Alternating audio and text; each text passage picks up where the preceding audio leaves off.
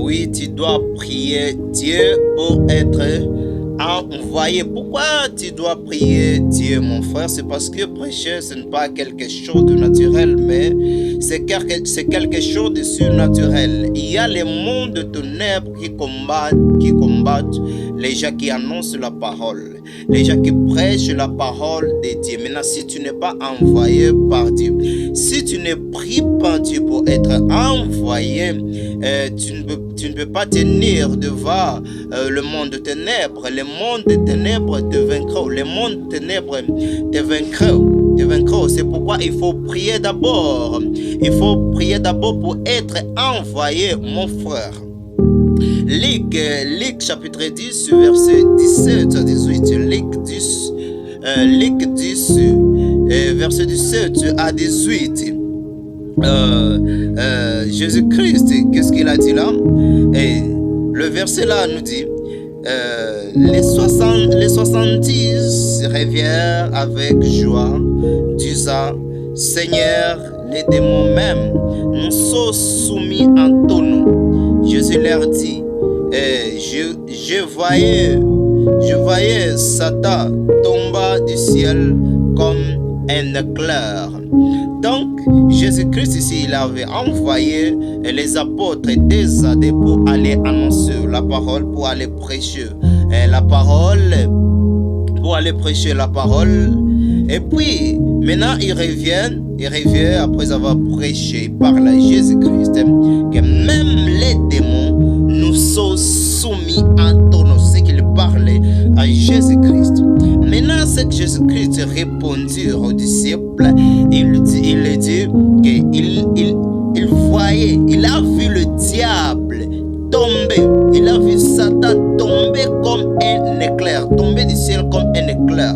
Donc, lorsqu'il prêchait, lorsque les disciples prêchaient la parole de Dieu, il y a le diable qui est venu pour combattre le ministère. Le verset ici,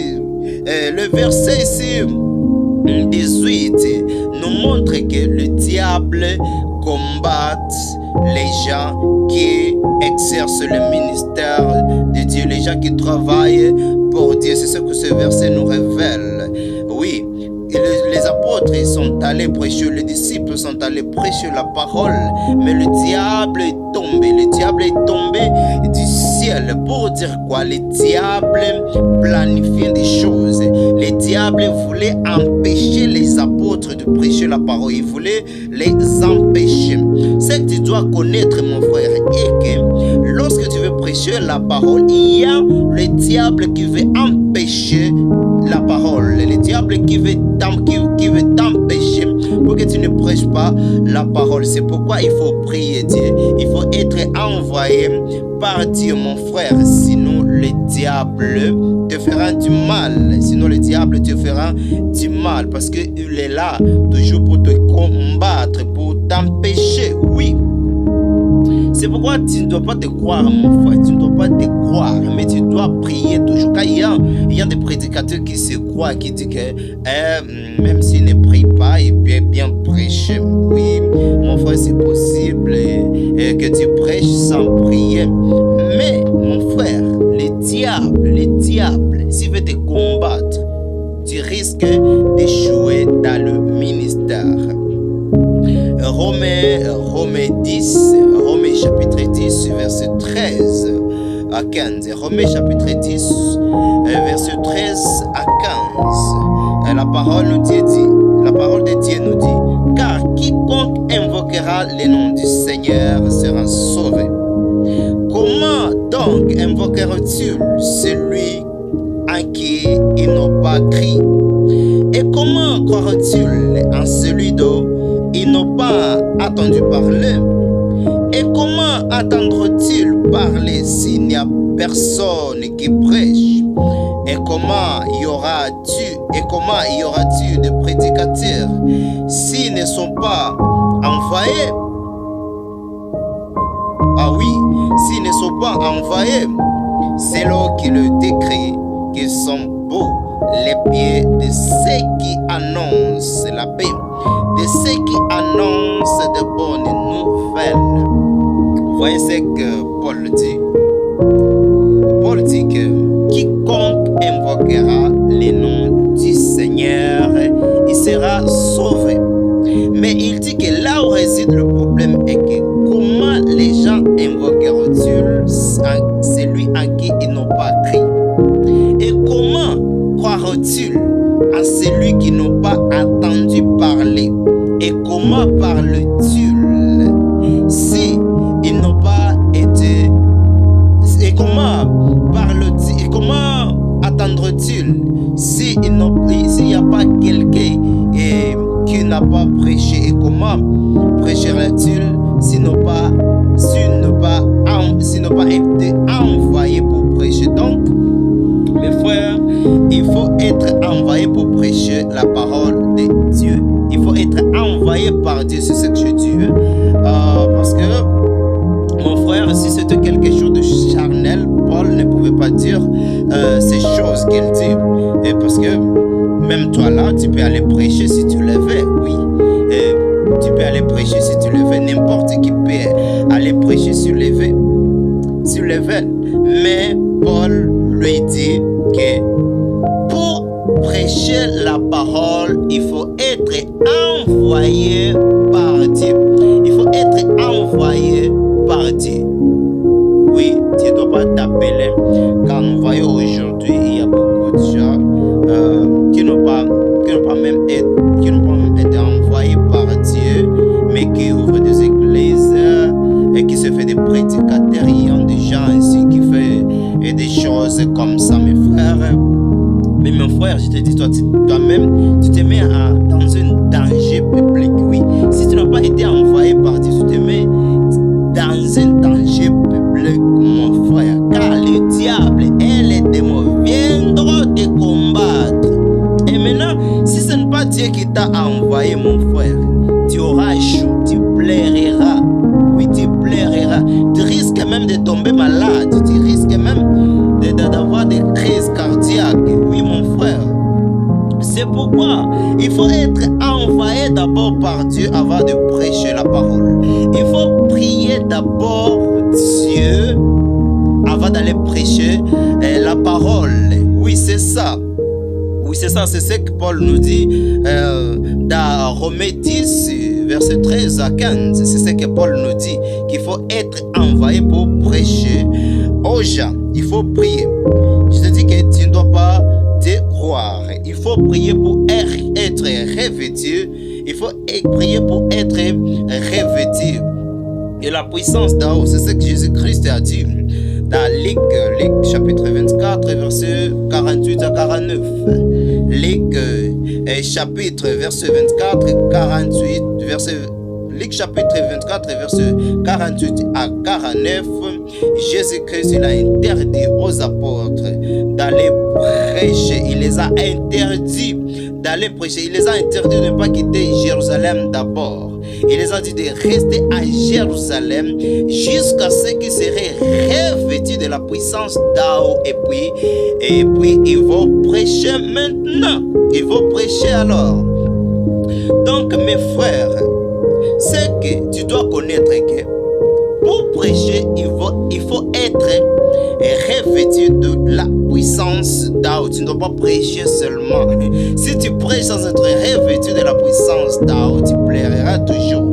Si tu prêches sans être revêtu de la puissance d'Ao, il y a des choses qui vont te compliquer car ce n'est pas toi qui prêche la parole, mais c'est le Saint-Esprit en toi qui prêche la parole. C'est pourquoi il faut attendre d'abord d'être revêtu de la puissance dans ce que Jésus-Christ a parlé aux disciples. Les disciples connaissaient déjà des Écritures. Les disciples ici, c'est avant que Jésus-Christ monte au ciel. Et il les avait déjà prêchés, ils avaient donné la parole. 3 ans et demi, il était avec eux, il les a prêchés. Mais avant d'aller, il les a interdits de prêcher. Il les a interdits de prêcher sans être revêtus de la puissance. Et il les a dit d'aller attendre d'abord à Jérusalem, jusqu'à jusqu'à ce qu'il serait revêtu de la puissance et maintenant qu'il va prêcher la parole. Donc il faut prier pour être revêtu de la puissance. Prier te donne la grâce d'être revêtu la puissance et puis prier te donne la faveur d'être revêtu de la puissance pour exercer le ministère, mon frère. Oui, il faut être revêtu de la puissance. Et tu ne dois pas te croire trop, mon frère. Tu ne dois pas te croire trop. Même si Dieu t'a envoyé, même si Dieu t'a appelé, tu dois prier toujours avant de prêcher. Même si Dieu t'a appelé, tu dois prier toujours avant de prêcher. Il y a des gens qui ne prient pas parce qu'ils connaissent des écritures, parce qu'ils ont beaucoup lu la Bible, ils connaissent la Bible. Maintenant, ils ne veulent pas prier avant de prêcher. Mais mon frère, ça, ce n'est pas bien. Oui, ce n'est pas bien. On doit imiter le serviteur de Dieu qui nous ont précédés. Et Paul, il a été appelé par Dieu sur le chemin de Damas. Sur le chemin de Damas. Mais le même Paul priait toujours avant de prêcher. Il priait toujours avant de prêcher. Et il demandait même l'aide de la prière. Il demandait l'aide de la prière. Oui, si tu lis dans le livre d'Éphésiens plutôt, dans le livre d'Éphésiens 6, verset 19, Éphésiens chapitre 6, verset 19, Paul demandait aux chrétiens et de l'église d'Éphèse de prier pour lui. Il demandait aux chrétiens, imagine-toi le grand Paul qui a été appelé par Dieu, il demande l'aide de la prière. Il demande l'aide de la prière aux chrétiens d'Éphèse. Il dit, priez pour moi, afin que je trouve l'assurance de prêcher la parole. Il demandait aux chrétiens d'Éphèse et il disait que, priez pour moi pour que je prêche la parole avec assurance. Donc Paul savait que prêcher la parole, ce n'est pas quelque chose de naturel, mais c'est quelque chose de spirituel. C'est pourquoi il priait Dieu et il demandait aux chrétiens de prier pour lui, pour que le surnaturel touche le naturel, afin que le naturel n'ait pas de doute, n'ait pas de peur. Oui, le naturel, c'est de le corps de Paul, c'est de la bouche, c'est de la bouche de Paul. Maintenant, Paul demande l'aide de la prière. Maintenant, si Paul a demandé de la prière, si Paul demande l'aide de la prière, donc nous aussi nous pouvons prier et nous pouvons même demander l'aide de la prière aux chrétiens, à nos frères. Oui, mes frères, il faut prier toujours, tu ne dois pas te croire. Prier, c'est quelque chose de... Non, prêcher, c'est quelque chose de surnaturel. Oui. Et oui, il faut prier pour être revêtu de la puissance. Même les jours où Jésus-Christ a envoyé des disciples, avant qu'il fût monté au ciel, avant qu'il monte au ciel, le moment où il était avec le disciple, si tu lis dans Luc chapitre 10, verset 9, Luc 10, verset 9, Jésus-Christ, il a parlé aux apôtres, il a parlé aux disciples, aux 70 disciples, il leur parlait et il les envoya des adieux. Et puis il les donna le pouvoir de guérir. Le pouvoir de guérir les malades. C'est pourquoi là, chapitre 10, verset 9, il dit guérissez les malades. Il les a ordonnés. Il a ordonné de guérir les malades. Pour guérir les malades, mon frère, tu dois être envoyé par Dieu. Il faut que Dieu t'ordonne de guérir les malades. Il faut qu'il te donne la puissance. Sinon, tu risques de prier pour les malades. Et les malades ne seront pas guéris si Dieu ne t'a pas envoyé. Si Dieu ne t'a pas, si Dieu ne t'a pas ordonné de faire cela, mon frère. Tu dois prier Dieu et puis Dieu il te donnera la puissance. Oui, c'est ce que Jésus-Christ a dit aux apôtres. Il les a dit guérissez les malades. Il ne les a pas dit d'aller seulement prêcher, mais il a ajouté un mot qui dit guérissez les malades. Oui. C'est pourquoi le moment où il fait revenir, lorsqu'il revient à Jésus après avoir prêché, il y a le verset 19 là, le chapitre 10, verset 19. Et Jésus-Christ, il a dit au chapitre 10, au verset 19, il les a dit, voici, je vous ai donné le pouvoir de marcher sur les serpents et les scorpions et sur toute la puissance de l'ennemi et rien ne pourra vous nuire. Donc Dieu, Jésus-Christ les avait donné la puissance avant d'aller prêcher, avant de les envoyer, il les a donné la puissance. Mais cette puissance, il ne demeure pas tous les jours, il ne demeure pas chaque fois. C'est pourquoi il faut prier chaque jour avant d'aller prêcher. C'est pourquoi il faut prier chaque jour avant d'aller prêcher la parole de Dieu, avant d'exercer les ministères. Oui, vous allez voir dans Matthieu. Dans Luc chapitre 10, verset 19, Jésus-Christ les a envoyés. Mais avant de monter au ciel encore, il parle d'attendre à Jérusalem pour être revêtu de la puissance. Il parle encore. Cela nous révèle que nous devons prier chaque jour, chaque jour. Il faut prier chaque jour. Le moment où tu veux exercer, le moment où tu veux prêcher, il faut prier toujours pour être puissant. Donc tu ne dois pas te croire, mon frère, il faut prier même si Dieu t'a appelé. Je me souviens, et Dieu, il m'a appelé en 2012 au mois de juillet.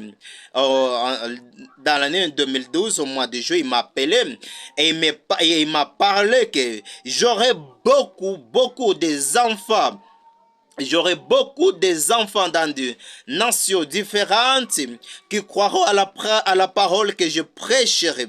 Mais cela ne signifie pas que je dois arrêter de prier. Non. Je dois prier chaque jour avant d'aller prêcher, même si Dieu m'a parlé. Je dois imiter toujours les gens qui m'ont précédé dans le ministère. Je dois imiter Paul qui priait, qui demandait l'aide de la prière même aux autres. Oui, mes frères, parce que prêcher, ce n'est pas quelque chose de surnaturel, c'est pas quelque chose de naturel, mais c'est quelque chose de surnaturel. C'est pourquoi il faut prier toujours pour que les surnaturels touchent le naturel. Tu ne dois pas te croire. Tu ne dois pas même dire que tu connais plus que les autres. Non, mon frère.